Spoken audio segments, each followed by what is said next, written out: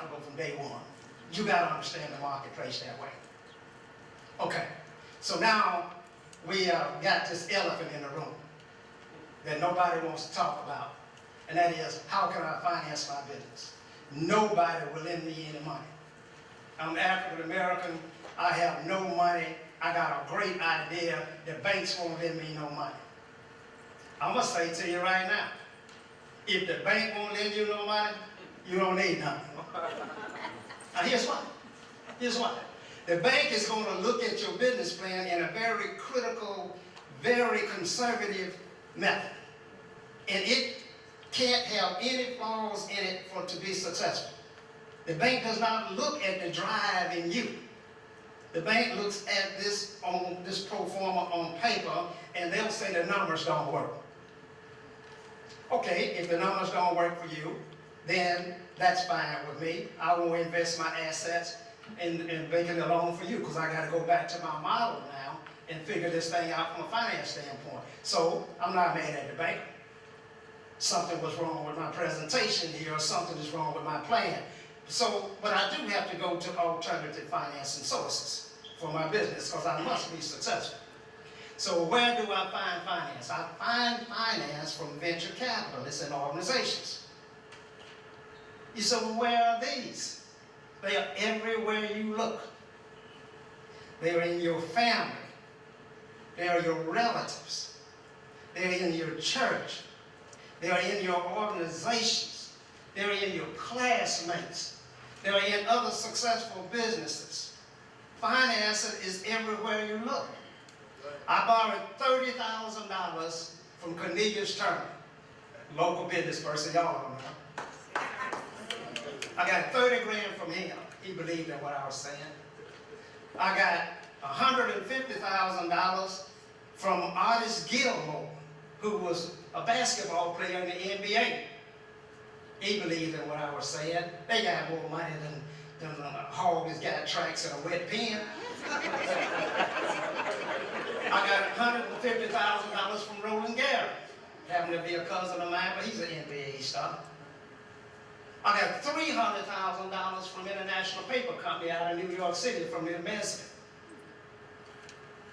I got way more money than I knew what to do with, because I did not understand that finance is not the lifeline of business, but cash flow is.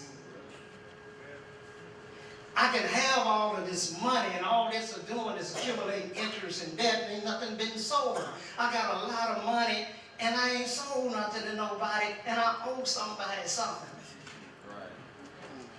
Cash flow is the name of the game. So I'm going to finance my business with cash flow. Where I get cash flow from?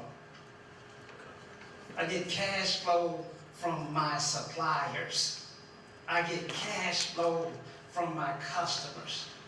And so if I can manage cash flow, then I don't necessarily need large financing, because it is the key. Because I can be tremendously profitable in business and going out of business at the same time. I can be making a lot of money in business and I'll be bankrupt in 30 days. Because I don't understand cash flow. It is the blood, it is the lifeline, it is what allows you to move forward. And cash flow is not difficult to acquire. Here's why. The same banker that turned me down would lend me the money to go on my business plan. I'm going back to him now because I now have an order from a major construction company or a major government entity wants me to provide goods and service. I don't want to borrow any money for you now. I want you to finance my receivable. He said, oh, I can do that. All I want you to do is to have the government entity make the check payable to the bank instead of you. I said, oh, I can do that. Then, will you do that for any order I get? Yeah, I'll do that all day long for you, any day in the week, but I won't loan you no money. Because he's secure in the invoice and the check coming from the government, but he don't trust me with the money, so he won't let me have it on the front end. He takes it and gives me mine on the back end. Who cares? Financial business. All right. Now, I'm going to wrap it up. After you do this, and you're tremendously successful, and you will be, it won't be the first 20 years. It probably won't be the first 25 years. You'll be profitable, and you'll be living well, and you'll be driving good and eating good, but you'll be suffering. You'll have nightmares, and you'll be scared, and you'll have ulcers, and you'll have broken marriages, and you'll have divorces and all that kind of stuff, because, you know, business just is all consuming, and it just takes all you got to put it in there. And whoever you see that can manage a business and a family at the same time, they are a hero.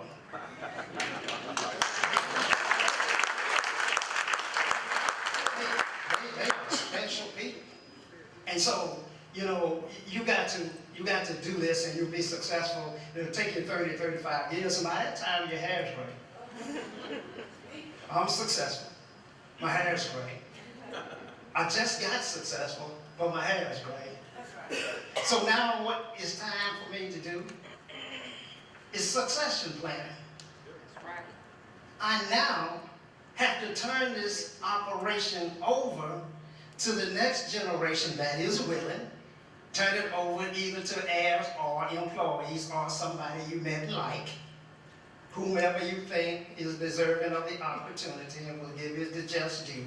Turn it over to them. If they're willing to commit the 18 hours days necessary to make this move forward so that you have generational succession. You cannot leave your children your job with Xerox. Amen. But you can leave them with a platform and an infrastructure and a business that will take care of this family for generations to come. So all I want to say to you is I wish I had some time to a smaller group of business people that really want to get inside of a specific issue to how to make that business move, because it can move. You are one relationship away. You are one, I don't care how you're suffering, I don't care what your cash flow is, it may be divine. Bishop would say it ain't gonna happen till the Lord's ready for it to happen, but that's because he's a bishop. I have to say, like, you know, you're one relationship away. And it will change your entire world. You may meet this person on a plane, a bus, in church. There may be someone walking down the street that you are nice to. Be pleasant. Always reach across the aisle. Business does not care about your political and social ideas. Do business with Republicans. Do public business with Democrats. Do business with anybody who will do business. Do business in foreign countries. Do business because that's what you do. And you'll be tremendously successful. Thank you guys for listening.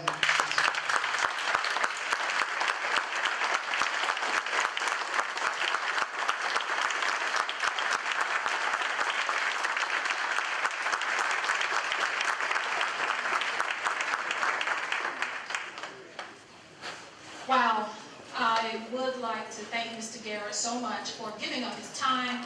We're going to take a few questions because we do want to let you network amongst yourselves. We do have food and some entertainment for you.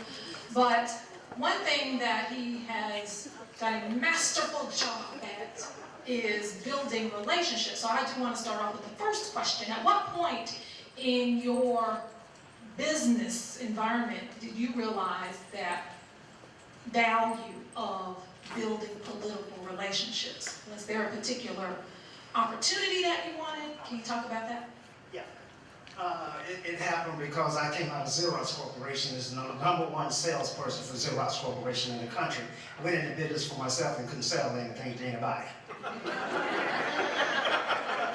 Nobody would buy anything from me. And I thought when I was selling for Xerox, it was me selling. I didn't realize it was that brand that I was selling. When I got out here with no brand, I didn't have no political capital, I didn't have no relationships, I didn't have no goodwill, and nobody would buy nothing. So I realized that I had to go start all over. And the only way to acquire goodwill and political capital is through service. Serving somebody. You got to volunteer and help somebody for somebody to give you some goodwill and political capital. And you can't, that gives you relationships, and relationships will let you market.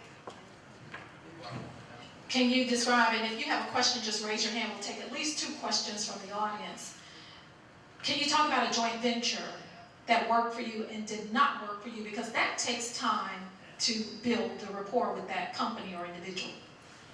Right, when you're setting your business up there, you got all kinds of choices. You got sole proprietorship, you got LLCs, you got regular Cs, you got S corporations. And these are all things that you decide based upon how you want to finance this business, partnerships and stuff like that. So it's all a financing mechanism to start out with. And because all of us would always like to own 100% of everything, but you probably can't finance that. So you move to these other ideas of setting the business up so that you get capital in. So partnerships are designed to do that. But then you move to the next level, and that's what Kathy is talking about, joint ventureship. Joint ventures and acquisitions are the final two stages.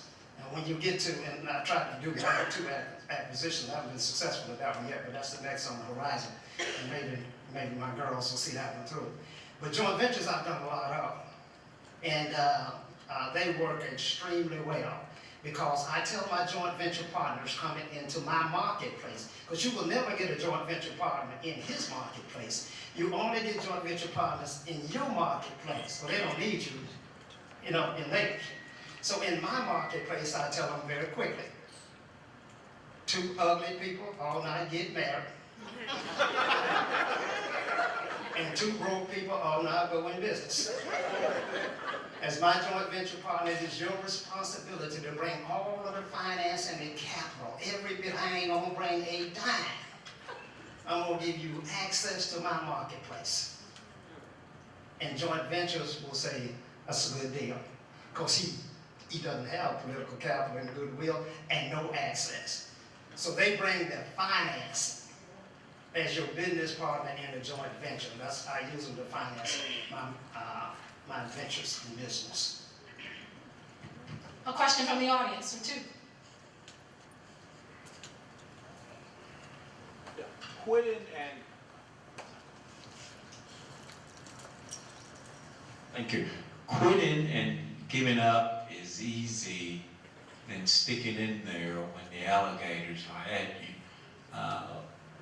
What advice would you give us on how to just, like one relationship away, how to hang in there?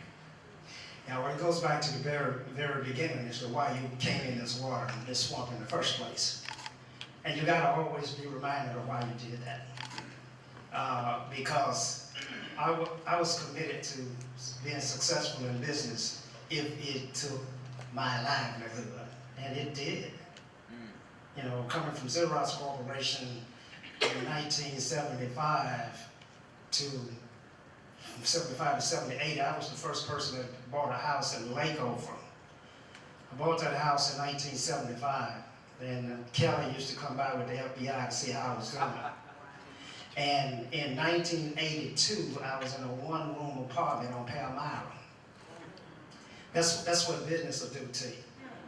And so, then I lost my daughter's mom about the same time.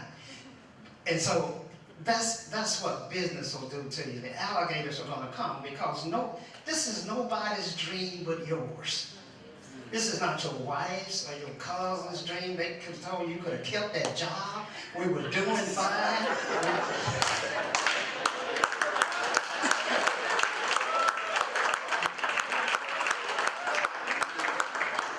But it's in you. It's the drive and the determination in you because you know that the end result is going to move this family further ahead of any job I could have ever had. So it's that drive, determination is never a time to quit. There's always a time to stop.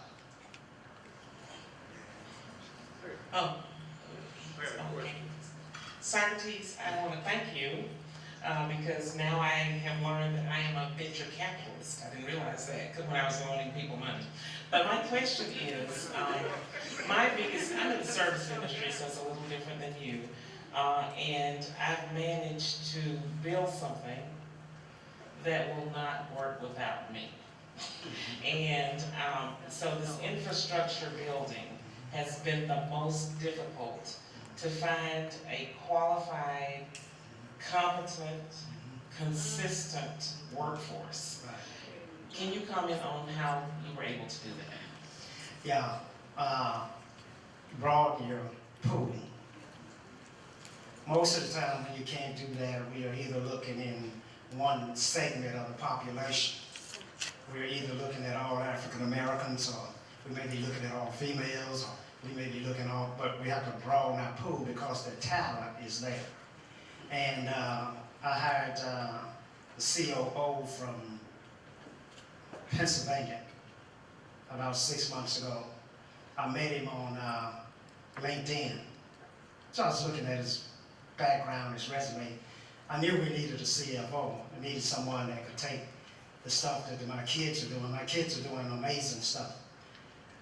And so I knew that my system was limited in terms of what they wanted to do, so I started looking for a CFO. Well, I found him on LinkedIn, and so I started to court the person on LinkedIn.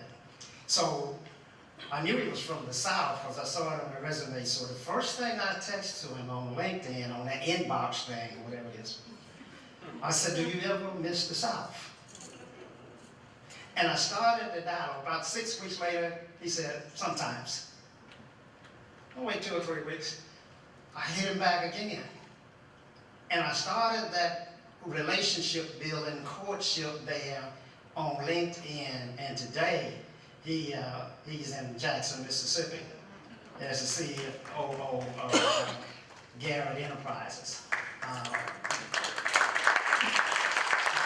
point is, broaden your pool, because you can find people smarter than you are, as dedicated as you are, and I know it doesn't seem like you can, but they're out there, and you got to pay them well, and you got to,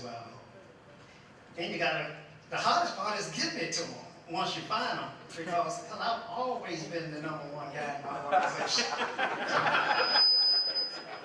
We have time for just one more question from the audience. Hi, Mr. Garrett. As you know, I have a lot of clients in construction, and the biggest problem I have with my guys, taking government contracts, is that they flat would have told me, they literally said, if I get this contract, Hempfield, Yates, and the big white boys will never do business with me again. I'd never get another subcontract. I know have broken that mold. You've broken through that almost as if it didn't mean anything to you. Is now the time, is now a better time. I mean, yes, we got a lot of black elected officials, but is now the time for us, black contractors, to finally not be scared anymore of the big bad boogeyman and go after more of these contracts with government, like you're saying? Yeah, it's been a time for a long time. It was time, especially when Harvey Johnson